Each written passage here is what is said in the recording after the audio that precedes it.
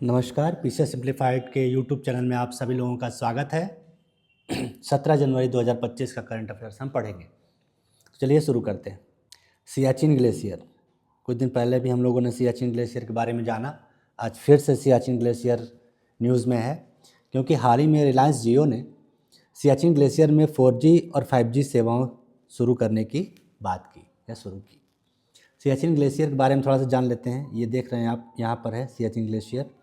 यहाँ से इसी ग्लेशियर से एक नदी निकलती है, उसका नाम है नुब्रा। और नुब्रा जो है श्योक की सहायक नदी है, जो बाद में सिंधु नदी से मिल जाती है। सियाचिन दुनिया का सबसे ऊंचा और सबसे ठंडे युद्ध क्षेत्र माना जाता है। भारत ने 1984 में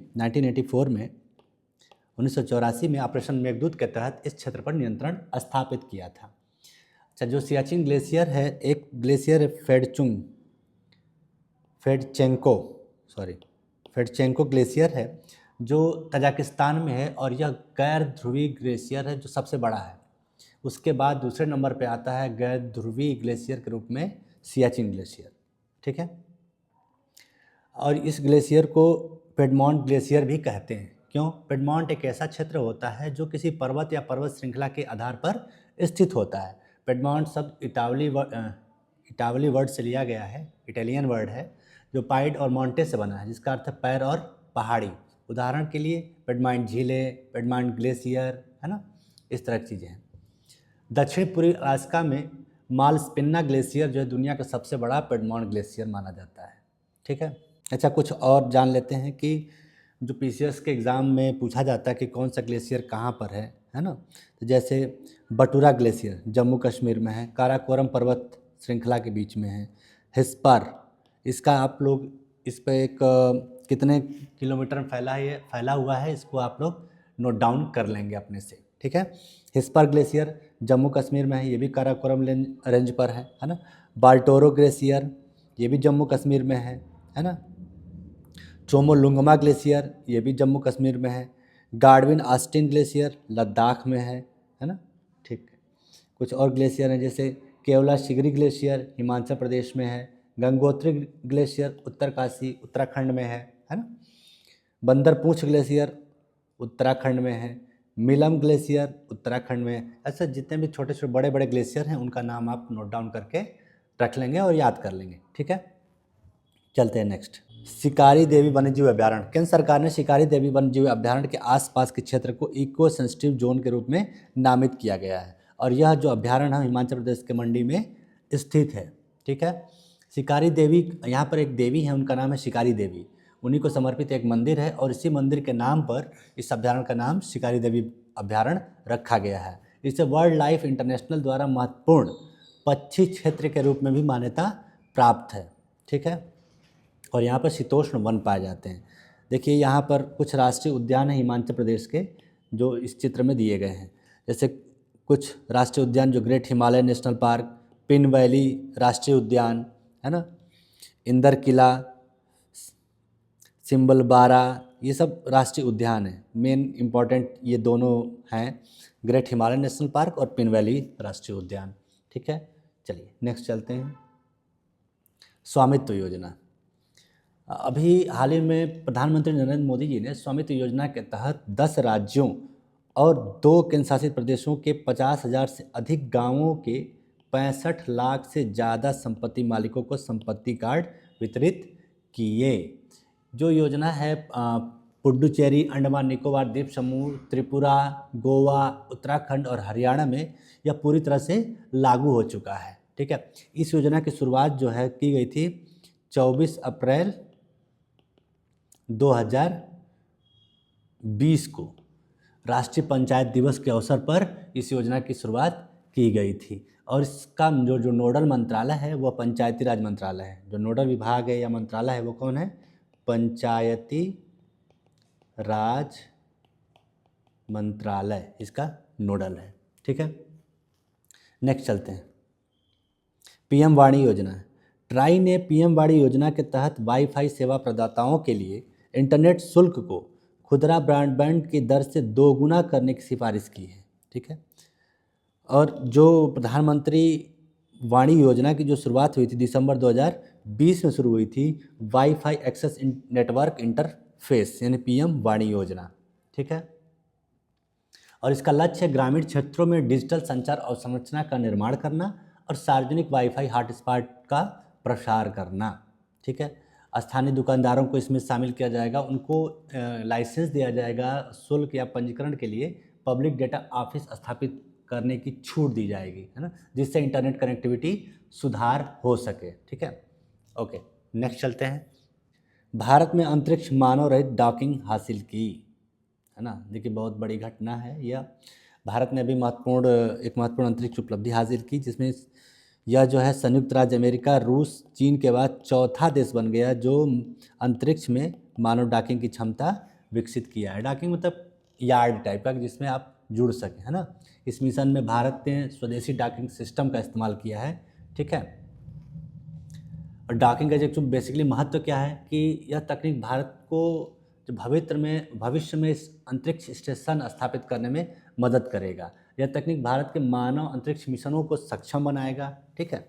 और भारत का लक्ष्य है कि 2035 तक अपना खुद का अंतरिक्ष स्टेशन स्थापित करना है, जिसमें यह डॉकिंग तकनीक बहुत महत्वपूर्ण साबित होगी। उड़ीसा सरकार ने अभी हाल ही में घोषणा की कि आपातकाल के दौरान जो व्यक्ति जेल गया है उसे 20,000 रुपये मासिक पेंशन और चिकित्सा व्यय प्रदान किया जाएगा। आपातकाल कब लागू हुआ था? 1975 से 1977 के बीच, है ना। इसमें जो लाभार्थियों का जो चयन किया जाएगा और राज्य स्तरीय और जिला स्तरीय समितियों का गठन किया जाएगा और जो पात्र लाभार्थी होंगे उनका चयन किया जाएगा। इसके प्रक्रिया में क्या है कि लाभार्थियों को सहायक दस्तावेज के साथ कलेक्टर या जिला मजिस्ट्रेट को एक आवेदन जमा करना होगा और उस पर 3 लोग के नाम होंगे, संबंधियों के नाम भी देने होंगे जो उनको आपातकाल के दौरान जेल में पुष्टि कर सके, ठीक है। और यह योजना का जो लाभ होगा वो 1 जनवरी 2025 तक जो जीवित हैं उनको माना जाएगा, ठीक है। नेक्स्ट, 8वां वेतन आयोग, ठीक है। अभी हाल ही में प्रधानमंत्री मोदी द्वारा 8वें वेतन आयोग के गठन की मंजूरी प्रदान की गई। इसका जो मुख्य उद्देश्य है वो केंद्रीय कर्मचारियों और पेंशन भोगियों के भत्ते, वेतन, पेंशन की समीक्षा और संशोधन करना। अभी तक वर्तमान में 7वां वेतन आयोग है जिसका कार्यकाल 2026 में समाप्त हो रहा है, इसीलिए 8वें वेतन आयोग की बात की जा रही है। तो 8वें वेतन आयोग की सिफारिशें जो है 1 जनवरी 2026 से लागू होने की संभावना है। सरकार जल्द 2 सदस्यों की नियुक्ति करेगा, ठीक है, और वही मिल करके इस पर बात कीजिए। अच्छा, वेतन आयोग की जो नियुक्ति होती है, वेतन आयोग बनाया क्यों जाता है? क्योंकि जो मुद्रास्फीति को बैलेंस करने के लिए, क्योंकि समय के साथ साथ वस्तुओं के दाम में वृद्धि होती है, इसलिए वेतन आयोग का गठन किया जाता है कि उनका समायोजन कर सके, ताकि कर्मचारियों को एक निश्चित वेतन भत्ता और मिल सके और पेंशन मिल सके, ठीक है। इस आयोग के गठन से लगभग 4.5 मिलियन सरकारी कर्मचारी और 6.8 मिलियन पेंशन भोगी प्रभावित होंगे, यानी उनका भी पेंशन बढ़ जाएगा, ठीक है। ओके, नेक्स्ट चलते हैं। पार्वती काली सिंध चंबल परियोजना, अभी हाल ही में इस परियोजना पे बात चल रही है। इसमें ये कहा गया कि इस परियोजना के कारण रणथंभौर बाघ अभयारण्य का बड़ा हिस्सा जलमग्न हो जाएगा, है ना। रणथंभौर राष्ट्रीय उद्यान और कैला देवी वन्यजीव अभयारण्य के पर्यावरण पर प्रतिकूल प्रभाव डाल सकता है। यह जो योजना है मध्य प्रदेश और राजस्थान सरकार के बीच जुलाई 2024 में घोषित किया गया था, लगभग 72,000 करोड़ रुपए में। इसमें कई नदियां शामिल हैं, जैसे चंबल की सहायक नदियां हैं तीनों, पार्वती, काली सिंध, पार्वती, काली सिंध और नेवाज नदी इसमें शामिल है, ठीक है। इस पे 3 बांध प्रस्तावित हैं। पाटनपुर बांध जो पार्वती नदी पे बनेगा, किस पे? पार्वती नदी पे बनेगा, पाटनपुर। मोहनपुरा बांध जो है नेवज नदी पे बनेगा, किस पे बनेगा? नेवज नदी पर, ठीक है। कुंडलिया बांध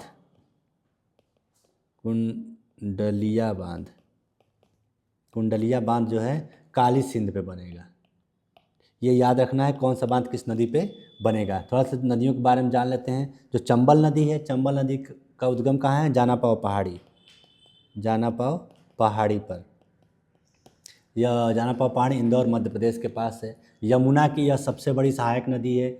चंबल नदी पर कुछ प्रमुख बांध बनाए गए हैं जो बहुत इम्पोर्टेंट हैं, जैसे गांधी सागर बांध, राणा प्रताप सागर, जवाहर सागर, कोटा बैराज।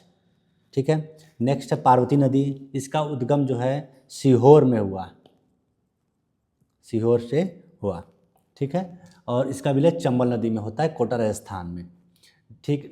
नेक्स्ट है नेवाज नदी। इसका भी उद्गम जो है सीहोर में होता है। ठीक है। काली सिंध, इसका जो उद्गम है वह है बागली गांव, बागली गांव से होता है, देवास के पास है, मध्य प्रदेश। और इसका विलय चंबल नदी में, कोटा में होता है। ठीक है। ये 4 महत्वपूर्ण नदियाँ हैं। कौन से बांध किस पर है ये आपने देखा। नेक्स्ट चलते हैं QS world future skill index. QS world future skill index, Bharat को डिजिटल कौशल में दूसरा स्थान प्राप्त हुआ है। आर्टिफिशियल इंटेलिजेंस और ग्रीन स्किल में भारत को चौथा स्थान प्राप्त हुआ। कुल ओवरऑल में देखा जाए तो भारत को 25वां स्थान प्राप्त हुआ है। ठीक है। ओके। अगर ओवरऑल देखा जाए कि सबसे अधिक इस रिपोर्ट में अग्रदूत कौन है, तो यूएसए है, फिर यूके, जर्मनी, ऑस्ट्रेलिया जैसे देश भविष्य के कौशल के अग्रदूत के रूप में वर्गीकृत किया गया है। ठीक है। नेक्स्ट चलते हैं, वन प्लेट वन बैग अभियान। वन प्लेट वन बैग अभियान एक पर्यावरणीय पहल है जो महाकुंभ को प्लास्टिक मुक्त बनाने के लिए प्रयास किया जा रहा है। इस अभियान के तहत प्लास्टिक बैग और डिस्पोजल वस्तुओं के स्थान पर कपड़े के थैले, स्टील की प्लेट और ग्लास का उपयोग बढ़ाने पर जोर दिया जा रहा है। जिसमें क्या है कि इस जो अभियान की जो शुरुआत है वो किया था आरएसएस के सह सरकारवाह हैं कृष्ण गोपाल जी। इन्होंने इस पहल की शुरुआत की। ठीक है। इसमें लगभग 20 लाख से अधिक स्टील की प्लेटें और गिलास एकत्र किए जाएंगे और लोगों को दिया जाएगा, जिससे प्लास्टिक की प्लेट का इस्तेमाल न करें, उसी को धुल करके फिर दोबारा उसका इस्तेमाल करें। इससे महाकुंभ में प्लास्टिक मुक्त वातावरण सुनिश्चित होगा और एकल उपयोग प्लास्टिक को खत्म कर पर्यावरण संरक्षण को बढ़ावा मिलेगा। ठीक है। नेक्स्ट, सतीश धवन अंतरिक्ष केंद्र में तीसरे लॉन्च पैड की स्थापना। केंद्रीय मंत्रिमंडल ने सतीश धवन राष्ट्रीय अंतरिक्ष केंद्र में तीसरे लॉन्च पैड की स्थापना को मंजूरी दे दी है। जो इसरो के आगामी परियोजनाओं और भविष्य के अंतरिक्ष अभियानों में महत्वपूर्ण भूमिका निभाएगा। यह परियोजना 4 वर्षों के भीतर पूरी होने की संभावना है। ठीक है। क्योंकि भारत को 2035 तक अपना अंतरिक्ष स्टेशन भी स्थापित करना है। 2040 तक एक भारतीय चालक दल चंद्र लैंडिंग की योजना में टीएलपी महत्वपूर्ण योगदान देगा, जो लॉन्चिंग पैड है। ठीक है। ओके, बाकी और कुछ खास नहीं इसमें। नेक्स्ट चलते हैं, भारत मोबिलिटी ग्लोबल एक्सपो 2025। 17 जनवरी को प्रधानमंत्री द्वारा नई दिल्ली में भारत मंडपम में भारत मोबिलिटी एक्सपो 2025 के दूसरे संस्करण का उद्घाटन किया गया। इसकी जो थीम है, सीमाओं से परे भविष्य की ऑटोमेटिव वैल्यू चेन का सह निर्माण। ठीक है। और इसका जो समर्थन प्राप्त है या कौन करवा रहा है, वाणिज्य और उद्योग मंत्रालय के द्वारा किया जा रहा है। ठीक है। ओके, तो आज का ये करंट अफेयर्स यहीं समाप्त होता है। तब तक के लिए नमस्कार।